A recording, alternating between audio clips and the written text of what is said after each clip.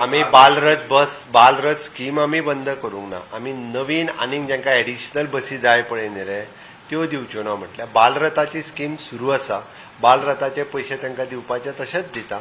तेंच्यांनी ज्यो मेंटेन करिना त्यो बसी मेंटेन करच्यो.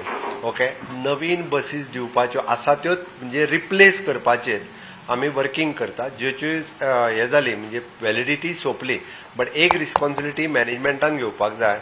आम्ही जो मेंटेनन्साक पयशे दिता पळय न्ही रे त्या मेंटेनन्साकूच मोडचे तेंच्यांनी, आणि तिची फिटनेस आहा पळय न्ही ती फिटनेस घेवची जबाबदारी तेंची आहा. तेंच्यांनी सगळी जबाबदारी सरकाराचेर घालून आपूण हात वयर करचे न्ही. ते म्हटलं आम्ही स्कीम खंयच बंद करतले म्हणूंक ना. बालरथ स्कीम चालूच उरतली. ओके, आम्ही तांकां पयशे दिता तशेंच दितले. उलट तुमकां सांगता आतां आम्ही तांकां आनीक चड पयशे दिवपाक लागले. पयलीं तांकां 3,75,000 कितें दिता, आतां 4,20,25,000 दिवपाक लागल्या. जे ड्रायव्हर आनी कंडक्टराक पयशे दिना पळय न्हू ते दिना.